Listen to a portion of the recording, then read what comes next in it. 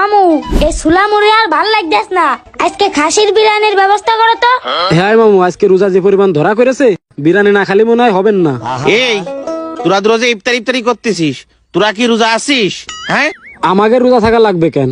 আমার নানা হচ্ছে এই গ্রামের একমাত্র হাজি, আমাকে তো নামাজ রোজা লাগার কথা না।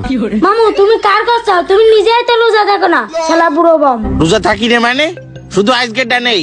মামু তুমি প্রতিদিন এক ডায়লগ ঠেঙাও, তুমি রোজা থাকোটা কবে? কালকে কইলে আজকেরটা নেই, আজকেও কথা আজকেরটা নেই। তুমি একটা রোজাও ছিলে তো?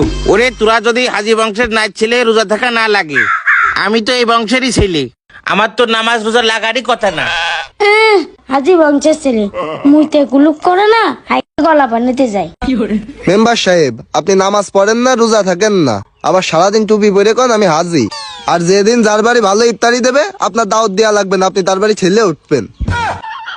আরে পাগল, বিষয়টা তুই বুঝলি নে, আমি একজন জনপ্রতিনিধি বুঝলি। এই টুপি পাঞ্জাবি পরে থাকলে মানুষের একটু সম্মান টম্মান বেশি দেয় বুঝলি। রোজাও না থাকতে পারি একটু সমস্যার কারণে, তারপরেও মনে কর যে ইফতারি করা কিন্তু সুন্নত। সুমিন্দি নিজে এক বেলা কারো খাওয়ায় না, আবার পরের তা খাওয়ার জন্য জিভে চাইরাতে থাকে। এই আসি ভাই কিছু বলির? না না না, মানে মেম্বার সাহেব আপনার ঘাস কিটা খাইয়ে গেছে না নিয়ে গেছে দেখেন দিনি। এই কি রে, আমার বুঝতে ঘাস কাটলো কিনা রে? এই কোন নোট কি ছেলে ঘাস কাটলো রে? এই আসি ভাই তুই কি করিস? আমি তো সারাদিন আপনার সাথেই থাকি, কি করে দেখবো? কোন নাট কি ছেলে আমার বুঝতে ঘাস কাটিয়ে নিয়ে গেছে? ওই শালা জানো আজকে গাড়ির তলে পড়ে, ওই শালা জানো আজকে গাছতে পড়ে। শুয়ারের মেম্বার সাহেব, রোজা রমজান মাস আপনি কি শুরু করে দিলেন? মুখেই তো তালা মারেন। তাহলে আমার নানি রে আমি, তুই খোঁজ নে আমার বুঝতে ঘাস কাটলো কিটা। ওর আমি আজকে কোনো কিছু তোমার না, তুই আই। সামান্য একটু ঘাস খাইতে নিয়ে গেছে তাই তুমি এই করতে চাও? তুমি মেম্বার না হলি তোমার কুত্তায় তো না। এই আসিফ তুই কিছু বলি? না না, চলেন খোঁজ নিতে হবে।